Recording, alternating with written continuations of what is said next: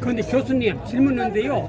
공직선거법이 법은 있는데 예. 법을 무시하고 권력의 힘으로 통치의 힘으로 들어오면은 어떻게 할 거냐? 아까 말씀드렸잖아요. 그거를 막아야죠. 우리가 정당하니까. 못막 어차피 인력이 현재는 근데 적단 그래서 말이야. 예. 그때 중요한 게 국가 권력이 어디서 나왔어요? 국민으로부터 나왔어요. 바로 그거죠. 여러분들이 모여 있는 게 지금 국가 권력이 그렇게 위법하게 폭력으로 변할 때 네. 쓸 수 있는 주권자의 권한이 둘인데요. 그게 우리 혁명밖에 없네. 혁명. 아니에요. 잠깐만요. 그것보다는 들어보십시오. 일단 주권 행사가 헌법을 만드는 게 주권자의 첫 번째 일이고요. 그러면 헌법대로 평화롭게 돌아갈 거예요. 지금 말씀드린 게 그런 방법이고, 만일에 국가 권력이 폭력으로 변했어요. 그때는 주권자가 주권 행사하는 방법이 나도 버틴다 하고 나오는 게 저항권이에요. 그러니까 레지스탕스 같이 때려 부셔도 되는 거죠, 같이요. 그래서 예. 같이 딱 막아서 그렇죠. 거죠. 맞습니다. 그때 혼자 막아서는 어떻게 되겠어요? 희생당한단 말이에요. 여러 사람이 같이 막아주는 거고요. 그래서 제가 이 올림픽 공원의 의미는 굉장히 중요하다. 맞습니다. 이게 제가 볼 때는 모양이 게다가 정말 우리 2030 청년들이 잘하는 게 이거를 아까 말씀드린 혁명, 폭력 이런 쪽으로 가지 않고 축제로 바꿔버리고 있어요 지금. 예. 그렇잖아요. 그렇게 하려고 모인 여기 거죠. 보면 예. 추석이에요. 그다음에 뭐 힘들지만 서로가 연세 드신 분들은 새벽에 좀 채워주려고 노력하시고, 젊은이들은 또 회사 다녀와서 또 들어오고, 우리가 이렇게 좀 분업하는 거예요. 분업. 예. 그리고 이걸 갖다고 또 돈 있으신 분들은 뭐 라면도 내주시고 짜장면도 내주시고. 저는 여기가 대한민국의 전 세계한테 뭔가를 보여주고 있는 현장이라고 보는 거예요. 민주화는 이렇게 할 수 있어. 예, 여기가 바로 진짜 민주화 그런 성지입니다. 의미에서 볼 때 예. 여기 모여 계신 분들의 역할, 의식 이거 하나하나가 저는 여기를 이렇게 처음에 우리 젊은이들 볼 때 K 시민 의식, K 시민 저항 뭐 이런 식으로다가 예? K 민주주의. 네 맞아요. K 민주주의 축제가 될 겁니다. 얘가 우리가 매달 이렇게 해서 돌아가면 멋있는 나라로 바뀔 거라고 생각해요. 맞습니다. 희망인 겁니다. 예.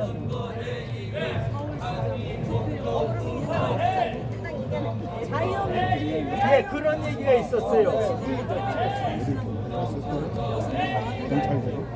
갔는데 2명밖에 없었죠. 바로 여기 있을 거라는 거죠.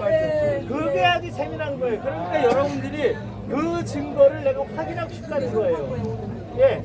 그러니까 제가 볼 때 여기에 지금 이 저희가 그 부정선거는 100% 부정이죠. 뭐가 달라요? 예? 뭐가 달라지냐면 거기 투표용지에 다 일련번호가 붙어 있어요. 그리고 두 사람 있는 것도 일련번호가 이상하게 돼 있을 거 아니겠어요? 여기가 지금 두 사람한테 들어가 있는 지하가 연결이 돼 있대요. 여기랑 저기 건물. 그러니까 지금 이게 빠져나갔다 소리도 있고 빼가지고 지하가 연결돼 이게 잘라가지고 저기 건물이요. 빠졌다 소리도 있고 그러거든요. 아 그거는 저는 모르겠어요. 아니, 그러니까. 제가 볼 때 아무도 모르지만 그렇죠. 일단 우리 예. 지키는 겁니다. 예. 근데 만약에 빠져나갔으면 여기에 증거 폼이 없으면 증거품이 없으면 도난당한 거 아니겠어요? 그럼 선거관리 누가 잘못한 거예요?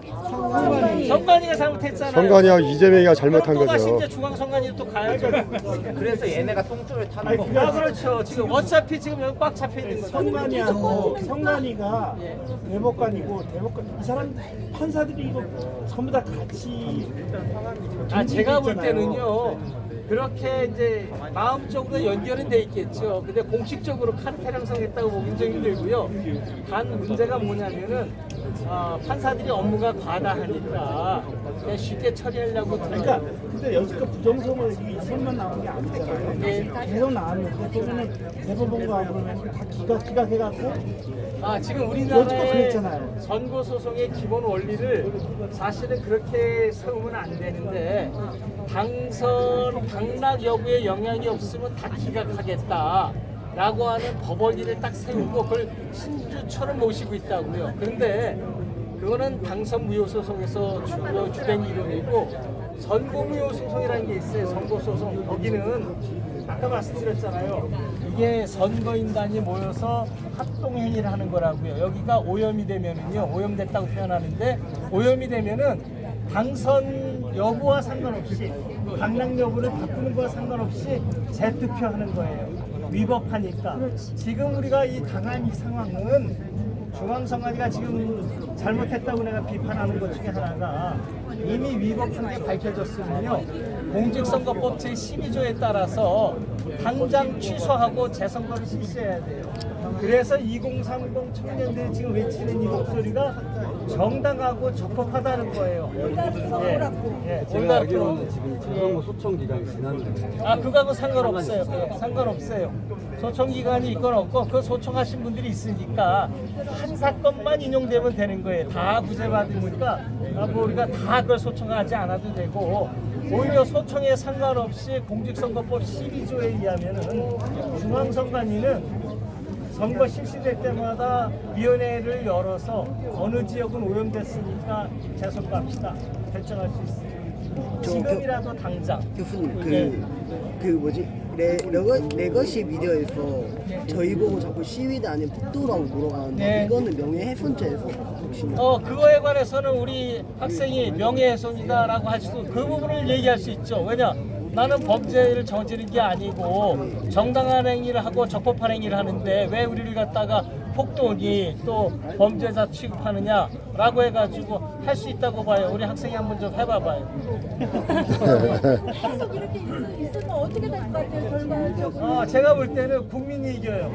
당연하죠. 예. 제가 볼 때는 제가 당연하죠. 아까 말씀드렸잖아요. 이게 축제로 바뀌면서 전 국민이 주말마다 계속 모인다든지 이건 우리는 뺏기지만 않으면 되고 그러면 어떻게 되느냐 대충 보면은 사람들 분위기가 주중에는 일하기 바쁘지만 그래도 주말이 되면은 사람들이 모일 거야.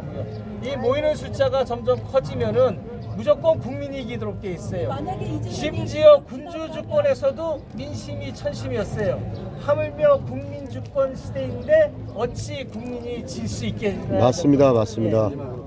특검을 해서 이제 하면 들어올 수 있다고 그랬잖아요. 예. 근데 우리가 보기에 특검 구성원이 얼렁뚱땅한 거야. 예. 자기네들 사람도 세운 것 같아. 예. 느낌이. 예. 근데 그거를 우리가 이거 안 된다. 예. 우리는 생중계 이런 여기서 할 수 있는 권리를 여기서 우리가 검증하자. 예. 이런 권리를 요구할 수 있는. 그런 거는 우리가 그 자체를 권리가 없다고요. 없지만 우리는 우리가 보존할 수 있는 데까지가 내가 볼 때 자구행위예요. 자구행위고 특검이 됐건 그 적법한 절차를 거쳐서 오는 공권력 행사에 대해서는 우리가 손을 대는 순간 그때는 진짜 공무집행 방해가 된다고요. 왜냐? 지금 경찰이 막 들어오는 거는 권한 없이 들어오는 거잖아요. 공권력 행사는요 법대로 하도록 돼 있다고. 법적 근거가 없으면은 우리의 털끝 하나도 못 건드린다고요. 공권력은요 막강해요. 얼마나 막강하냐면요 내 국민을 사용시킬 수 있을 만큼 막강해요. 그렇죠. 그렇죠? 네. 그러니까 우리가 국민이 주권으로 다 공권력을 줄 때 뭘 주느냐? 막강한 권력을 주지만 그 권력이 오남용되면 내가 다치잖아요. 그러니까 원칙 하나 딱 세웠어요. 법대로만 해라고 하는 거죠. 법대로만 해. 그렇죠. 그래서 제가 법대로 말씀드리는 게 법적 근거 없이 들어오는 모든 공권력은 우리가 거부할 수 있다라는 거죠. 그러나 만일에 특별검사가 임명이 됐고 특별검사가 정식으로다가 법원에 압수수색 영장을 받아서 여기를 수사하겠다고 오고 근데 우리가 바라는 건 뭐예요? 너희가 국민의 신뢰를 얻기 위해서는 그냥 수거해 가는 게 아니고 현장을 보존하는 방식으로다가 너희가 수사를 하고 공개적으로 수사하기를 바란다라는 건 국민적으로 요청할 수 있는 거죠. 안 따라도 할 수 없겠지만 내가 볼 때는 제대로 된 특별검사라면은 저희들의 요구를 받아주는 것이 왜냐? 수사하는 목적이 뭐예요? 이 사건에 관해서 국민들한테 신뢰를 얻기 위한 거잖아요. 그렇죠? 국가가 공권력 행사하는 게 믿음직합니다 라고 하는 걸 보여줘야 되니까 그렇다면은 제대로 된 특별검사라면 당연히 현장 보존하고 국민이 보는 앞에서 수사를 하게 될 것이다. 저는 그렇게 기대하고 있습니다. 질문하겠습니다. 채널 홍보 한번 해주세요. 여기 유튜브들이 있어요? 채널 홍보를 한번 어떤 채널이요? 저거요? 사실 그 뭐예요? 제 채널은 교수님 성함, 사실은 예. 개인적으로 좀 우리나라가 좀 공부하고 법에 관해서 잘 알았으면 좋겠다 해서 제 채널이 법은 시민이 강자를 이기는 힘 예, 저의 이름이 그렇게 썼어요. 이름이 법은 시민이 강자를 이기는 힘이에요. 제가 볼 때 법은 내용적으로 약간 좀 불합리하고 또 약자들한테 불리한 경우도 시민한테 불리한 경우도 있지만 법이 없으면은요 더 불리해요. 우리가 지금 법이 있어서 이 법대로 한 걸음씩 조금씩 나아가는 게 우리가 살아갈 길이에요. 법을 모르고 도망갈 게 아니고요. 법을 알아서 하나씩 고쳐가야 된다. 그래서 제가 저의 채널 이름은 법은 시민이 강자를 이기는 힘이에요. 역사 얘기 하나 해드릴게요. 이렇게 나왔습니다. 교수님 성함 좀 다시 한번 말씀해 저 주시죠. 황도수 교수입니다. 예, 감사합니다. 제가 소개 좀 말씀드려 볼게요. 제가 헌법재판소에서 초창기에 10년 근무했고요. 그래서 헌재가 최고로다가 국민의 신뢰를 받고 있었잖아요. 지금 많이 떨어졌지만 저 그때 이제 헌재 한 10년 근무했었고 그 다음에 변호사 6년 하다가 그 다음에 공부하고 싶어서 20년 동안 책 보고서 지금 나름대로 이론을 완성하고 생각이 있어서 이렇게 나와서 몇 달 전에 정년했어요. 나와보니까 나라가 너무 엉망이어가지고 지금 이렇게 2030 청년들이 애쓰시는 걸 보고서 우리 청년들이 과연 불법적인 행동인지 그 다음에 법적으로 근거를 가진 행동인지 그 부분에 관해서 저는 공법학자로서 밝혀주고 싶었고 그래서 그 얘기를 지금 하고 있는 중이에요. 하고 있는 중이고 그래서 저는 아무튼 그 채널 이름을 다시 말씀드리면 뭐 법은 시민이 강자를 이기는 힘 로마법 얘기 다시 한번 해볼게요. 로마에 사실은 법이 없었다고요. 그러니까 시민들이 법 없으니까 강자들이 자기네들이 지멋대로 하는 거예요. 귀족들 뭐 이런 사람들. 그렇죠. 예. 그러니까 우리가 법을 만들어 달라 해가지고서 문자로 써줘차 법을 갖다가 머릿속만 있지 말고 왜냐 법이 없으면 판사 지멋대로 해주는데 판사가 누굴 위해서 재판하겠어요. 그렇죠? 귀족들을 위해서 하니까 그래서 만든 게 첫 번째 드디어 성문법 문자로 된 법이라는 게 그게 로마 12편법이에요. 12편법 법률이 딱 해가지고 시장에다 딱 붙여놨어요. 12편법이 문자로 되고 나는데 내용을 보니까 처음에 나온 12편법은 뭐냐면은 귀족 중심으로 다 돼 있는 거예요. 그래서 서민과 귀족은 통혼하지 못한다, 결혼도 못한다. 그 다음에 국가 공권력 호민과는 그렇게 집정과는 서민은 들어가서 정치 못한다. 이런 조문들을 다 하나씩 써놓은 거예요. 법조문이 딱 시민에 걸리니까 국민들이 볼 때 기가 막힌 거예요. 법이 만들어졌긴 만들어졌는데 부당하잖아요. 불합리하잖아요. 그러니까 이제 국민들이 뭐라 하냐면 말하기 시작하는 거예요. 뭐 법이 저래. 이게 법이 중요한 거예요. 이렇게 문자로 쓰여져 있으면요 옳은지 그른지 사람들이 생각하니까 서로 말하기 시작하는 거예요. 대화하기 시작하니까 분위기가 어떻게 돼? 여론 형성이 법 바꾸자 이렇게 된 거죠. 그래서 12편법이 하나씩 바뀌어나가요. 바뀌어나가가지고 마지막에는 이제 시민들이 다 한 표씩 갖고 그 다음에 시민이 호민관도 되고 그래서 시민을 대표해서 정치를 하게 되고 그 다음에 귀족과 서민들이 서로 결혼할 수도 있게 되고 이렇게 바뀌어가는 거예요. 마찬가지로 우리가 할 수 있는 게 뭐냐 하면은 우리나라는 어떻게 됐냐? 법치주의. 우리나라 헌법이 만들어지면서부터 법치주의였단 말이에요. 이 법치주의를 했는데도 지금 87, 80년이 가면서인데도 국민들은 무슨 생각하냐면은 법하면은 경찰서 가서 두들겨 맞는 거 생각하고 교도소 가서 뭐 이렇게 구치소에 들어가 있는 걸 생각한단 말이에요. 이게 왜냐? 일본 순사를 생각한다든지 이게 법치주의가 아직 안 돼서 그런 거예요. 우리가 법의 기본 원리를 알고 법을 조금씩 알려고 노력하고 그러면은 이제 법을 조금 이해하면서 법의 내용도 이건 이상한데 라고 우리가 깨달을 수 있단 말이에요. 그때 우리가 하나씩 고쳐나가면서 우리 이미 벌써 굉장히 좋은 법을 가지고 있어요. 그 좋은 법을 제가 말씀드리잖아요. 우리는 적법하다. 우린 정당하다. 법을 알면 어떻게 돼요? 떳떳해지잖아요. 그래야 안 그래요? 힘이죠. 그러니까 우리 시민이 강자, 권력자를 이기는 힘이 어디서 나왔어요? 저 법이잖아요. 지금 형법 23조를 여러분한테 말씀드린 게 뭐예요? 조문이 있으니까 형법 23조 황도수 교수가 해석한 거에 대해서 반박을 하라라고 얘기하는 거예요. 너희들은 다른 해석을 하라 해가지고 너희 해석과 황 교수의 해석이 맞고 틀리는지 논쟁을 붙여보자 이런 게임이란 말이에요. 그렇죠? 예.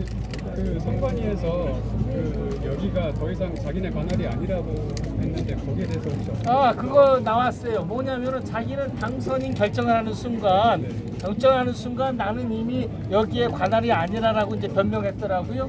자, 그러면은 여기에 관할권을 내가 여기 관할권, 통제권, 그렇죠? 관리권을 갖다가 언제 성립됐나요? 국가가 공고를 해가지고 몇 월 며칠 쓰겠다라고 공고한단 말이에요. 그때 인수인계가 딱 넘어왔죠. 그러면은 요건이 뭐예요? 공고해가지고 인수인계 할 때가 요건이죠. 그러면 딱 넘어왔어요. 그러면은 이 관할권, 관리권이 넘어가는 요건은 뭐예요? 요건은 뭐예요? 선관위 직원이 잘못한 게 그때 변명하게 잘못된 요건이 당선인 발표를 하면은 그 뭐예요? 관할권이 넘어간다는 거 아니에요? 그러면은 여기서 당선인 발표하면은 국민들이 우르르 들어가가지고서 투표용지, 투표함 다 훼손하면은 그 다음부터는 여기 관할권이 없으니까 공직선거법 위반이에요, 아니에요? 예? 위반 아니지. 왜냐면 공직선거법 자기 관할이 없는데 누구든지 들어갈 수 있는 데가 되잖아요. 못 들어가는 이유는 뭐예요? 여기에 있는 투표함, 투표용지, 투표 일련 번호지, 투표지, 그다음에 관련된 선거 관련 서류 이 모든 걸 싹 안아서 우리가 이사 갈 때 이삿짐 다 나가야 되잖아요.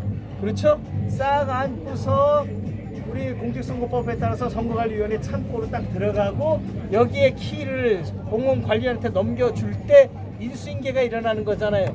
그때 관할권이 넘어가는 거지.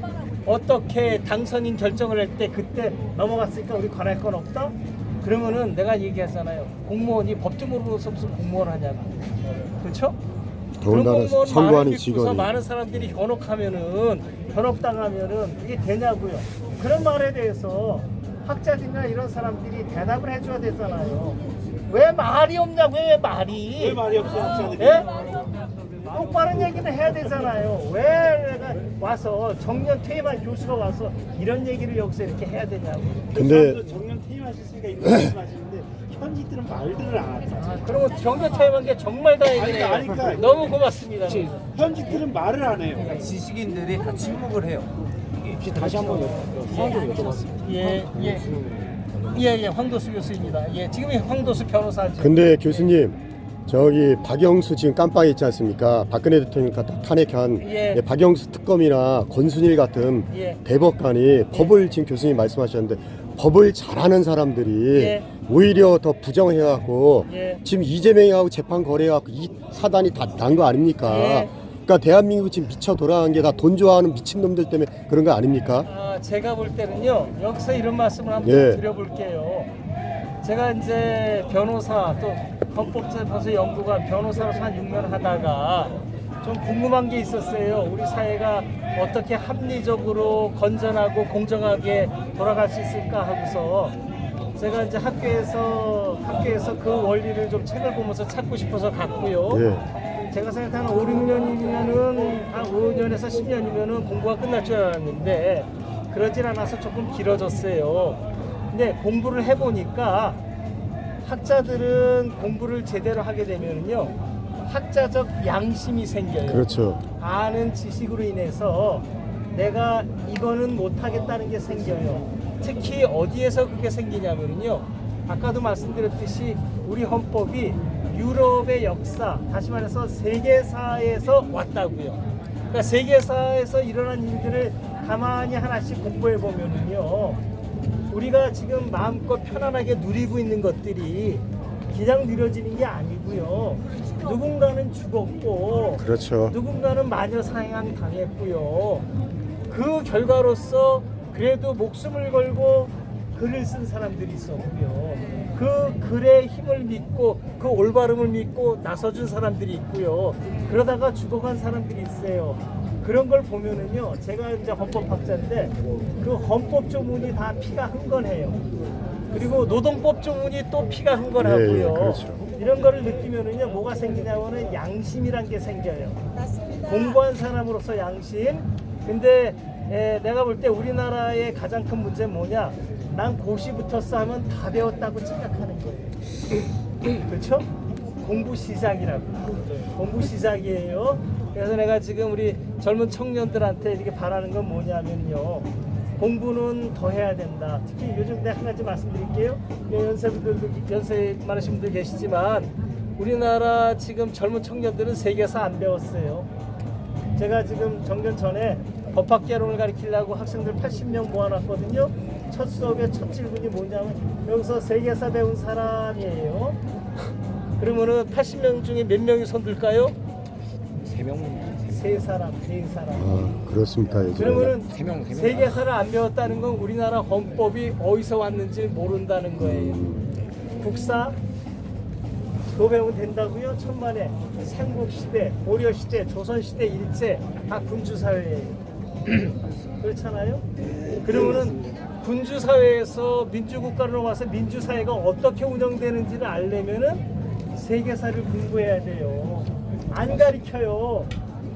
외울 게 많다고 안 가르쳐요. 교육부는요 어렵고 힘들다고 안 가르치는 게 교과부에 할 일이 아니고 어려운 것, 인류지성이 지금까지 아이디어 내놓은 그 어려운 거를 어떻게 우리 아이들에게 쉽게 가르칠까를 연구하는 데가 교육부예요. 맞습니다. 그렇잖아요.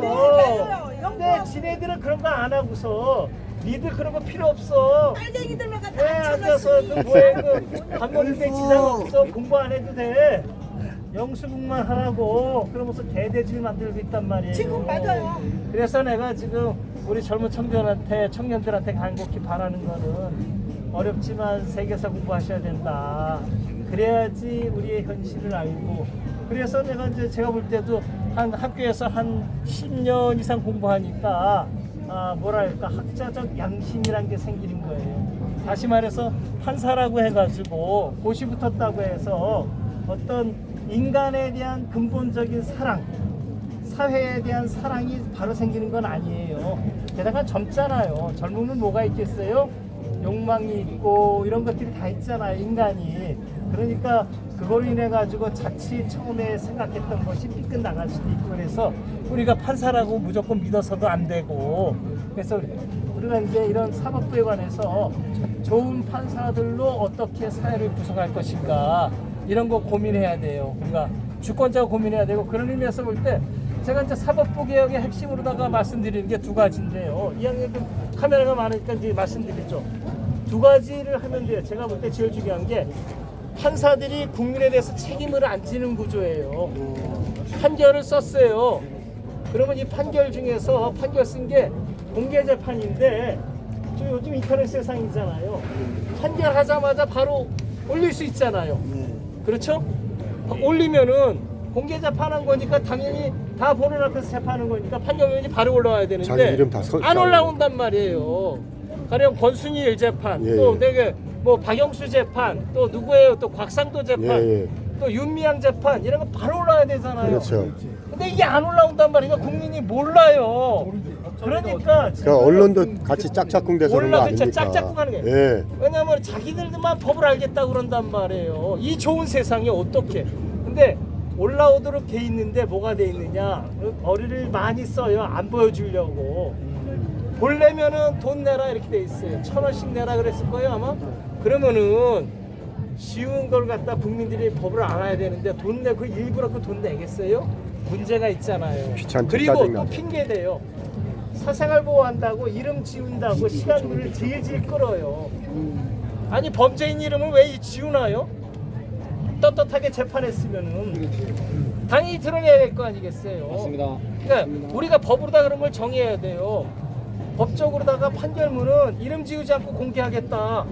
뭐가 부끄럽습니까? 그래야 안 그래요? 맞습니다. 예. 그러니까 내가 볼 때 판결문이 나오자마자 즉시 인터넷에 무료로 공개해야 된다. 그러면은 사법부가 누굴 무서워하겠어요? 국민을 무서워하잖아요. 이게 사법권 독립의 첫걸음이에요. 자, 그렇잖아요. 그 국민이 판결을 보고서 이 새끼는 이거 판결이 있다로 해. 그렇잖아요. 그렇죠. 그러니까 그런 걸 해야 돼. 그 우리가 요구해야 돼요. 그거를 판결이 하자마자 즉시 무료로 인터넷에 공개한다.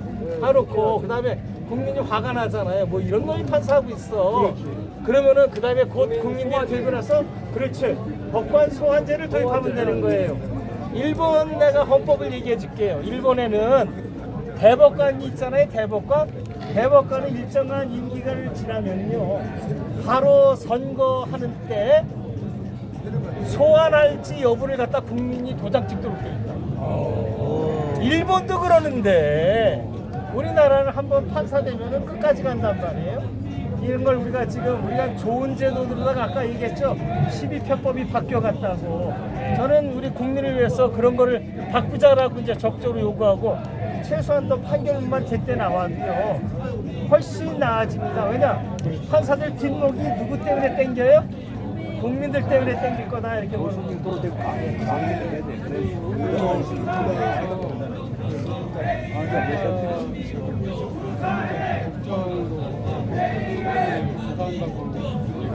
야, 누가 조사해요? 정부에서 누구를요? 예. 그거는 이제 뭐냐면 선관위가 범죄 행위에 대해서 의혹을 가지고 혐의를 갖고 수사를 한다는 뜻이겠죠. 가능하죠 뭐. 선관위라고 해가지고 지네들은 성역인가요? 하나의 국민이잖아요. 범죄인 아니에요. 성역 아니에요. 범죄잖아요. 공직선거법 위반이라고요 지금. 그건 맞는데 예. 감사도 안 받고 다 이렇게 돼 있죠. 그거는 잘못된 거죠. 네, 그러니까 우리가 잘못돼 있는데. 이미 사실은 선관위가요 굉장히 잘했어요. 근데 이제 일정한 기간이 너무 잘하니까 정치자금법도 선관위가 관할하고 이러면서 이제 선관위 직원들이 이제 스포일되기 시작한 거예요. 근데 제가 볼 때는 다시 원위치로 돌아와야 되고요. 제가 생각할 때 선관위의 모든 권한을 다 뺏어버리고요. 뭐만 남기면 되면 선거 관리 권한만 남겨주면 돼요. 꼭 해체할 필요는 없는 거네요. 네? 막 해체하자고. 제가 볼 때는 위험하죠. 선관위를 해체하면은요 헌법기관이 아니고 행정안정부의 선거관리과로 들어갈 거예요. 그러면은 정치인 밑으로 들어가기 때문에 국민 입장에서 볼 땐 더 위험해지거든요. 제가 볼 때 제일 좋은 방법은 뭐냐면 선관위는 그대로 두되 몇 가지 고치는 방법들이 있어요. 일단 권한을 싹 뺏는 거예요. 정치자금의 관리 같은 거 이런 거 다 빼고 그 다음에 선거관리만 하게 시키고 그 중에서 선거관리 중에 선거운동 경찰권을 뺏어버리면은 그 다음부터 선거관리만 잘 할 겁니다. 저는 그 정도로 교수님 3권 합의하에 TF로 구성한다거나 그런 식으로 운영하면 안 되나요? TF로 구성하면은 내가 볼 때는 일단 기본적인 행정이 있기 때문에 지금도 문제는 뭐냐면은요 어떤 문제가 있냐면은 지금 선관위가 왜 수립이 됐을까 생각해보면요 선관위에는 주체가 없어요. 선관위원들이 위원장은 대법관이니까 대법원에 가 있고요. 그 밑에 상임위원 한 사람 9명 위원 중에 상임위원 한 사람만 상임위예요. 나머지 위원들은 집에서 일 보고 있고요. 그 다음에 사무총장이 사무처 직원들을 다 가지고 움직인단 말이에요. 그러면은 상임위원은 낙동강 오리알, 그 다음에 이쪽 선관위 중앙위원장은 판사실에 가 있고, 그러면은 누구 맘대로 하겠어요. 이런 게 문제라고요. 제가 헌법재판소 초창기 경험을 다루는 헌법재판소가 처음에 재판관 3인만 상임이었어요. 그리고 나머지는 비상임이에요. 그런데도 상임이 안녕하세요. 상임위원 상임 재판관이 3사람만 있으니까요. 기구가 어떻게 되냐면 재판관 3인을 중심으로 사무처 직원 모두가 다 세팅이 돼요. 선관위도 마찬가지죠. 위원장이 대법관이 하는 게 아니라 위원장을 호선하도록 돼 있으니까 위원장이 호선된 사람 상임위원을 2사람 정도 놓으면은요 위원이 4사람이 머물러 있다 그러면은요 사무총장은 그 밑에 들어가게 돼 있어요. 그러면 통관이 되기 시작한다. 다른 선관위원장도 마찬가지예요. 우리가 시도선관위원회의 위원장도 상임으로 만들고 부시군 선거관리위원회의 위원장도 상임으로 만들고 이러면은 상임 중심으로 선관위가 돌아간다고요. 그리고 우리가 볼 때 이 선관위 위원장을 갖다가 지금 부장들이 하고도 현직 판사들이 한단 말이에요. 이거 하지 말고 판사 정년 퇴임하고서 깨끗하신 분들이 많아요. 이런 분들한테 의뢰를 하는 거죠. 마지막을 선관위원장 상임으로서 공직으로서 공정하게 좀 봉사 좀 해달라고, 봉사가 아니죠, 월급은 드리지만 그래도 그거 받으실 분들이 꽤 될 거거든요. 그런 분들은 법도 잘 알고 그다음에 정의감도 있으시기 때문에 그런 분들이 위원장으로 딱 가서 앉아 있으면은 이런 어떤 선거 관리 위험성이 많이 줄어들지 않겠나, 저는 그렇게 생각하고 있습니다. 저 교수님 그 여기랑 이 선거랑 관련 없긴 한데요. 그 탄핵 무효소송 얘기를 댓글로 제가 유튜브에서 본 것 같은데 예. 탄핵 무효소송이 만약에 인용이나 기각이 되면 어떻게 되는지. 탄핵 무효 소송이요? 네. 탄핵 무효 소송은 없어요. 헌법재판소가 한번 결정을 했으면은요, 네. 그거는 최종적인. 예. 아 그 그리고 마지막으로 뭐 있다면은 재심이 가능할 텐데, 네. 재심이 가능할 텐데 재심의 사유는 아주 극히 드문 사유예요. 예. 이제 그만 어떻게 할까요? 자 이제 이거로다가 가만히 있어봐요. 이게 지금 교수님은 지금 근본적으로 이 문제를 가지고 얘기를 해야 되는데 예. 교수님 물 좀 그분들이 드시고 하시죠. 법대로 다 하면 다 내주라고 그랬잖아요. 아니에요. 아까 법이 그, 딱 맞으면은. 아니요. 성 그렇죠. 맞으면은 법대로 주라고 맞으면 그랬잖아요. 내줄 수밖에 없어요. 근데 왜냐면은 가짜라고 예. 정부에서 가짜로 만들어가지고 아 그거는 설치고 가져가면 불법이죠. 어떡해요? 아까 법대로가 아니잖아요. 아 가짜로 근데 만들어서- 가짜인데 법으로 딱 서류해갖고 왔어.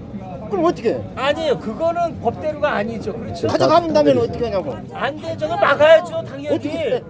그건 서류는 막아야죠. 그거 맞는데? 그렇잖아요. 당연히. 아, 서류는 딱 맞는데? 어디요? 서류는 그 얘네들이 다 해갖고 와. 아 서류가 우리가 뭐냐면은 공무집행을 할 때는요. 그거 국민들은 모르잖아요, 그 아니요, 서류를. 공무집행할 때는 우리가 그 서류를 요청할 수 있어요. 영장을 가져오면은 압수수색 영장을 보여달라 그러고. 아, 저들이 그거를 짜고 요청할 하는데 수- 정부에서 예? 다? 아이 그렇게는 쉽지 않아요. 아이, 예. 지금 이 나라가 나라가 그렇게까지 나라예요. 하면은요. 우리가 나라 같아야 그걸 되죠. 교수님, 일단 저희 수비대들은 자신 있게 지킬게요. 화이팅! 자신 있게 지키시겠답니다. 자 오늘은 그러면은 어떻게 보면 이 정도 하면 될까요? 지금 마지막으로 예. 지금 이 시민들이 여기를 다 막고 있잖아요. 예. 그러면 앞으로 이 상황이 지금 어떻게 돌아가야 되는지 한번 말씀해 주시면 예, 좋겠네요. 아까 요 부분도 잠깐 말씀드렸는데요.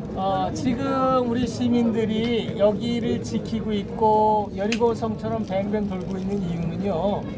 내 주권, 내 선거권을 지키겠다는 거고요. 그렇죠. 그다음에 내 선거권이 침해당했다라고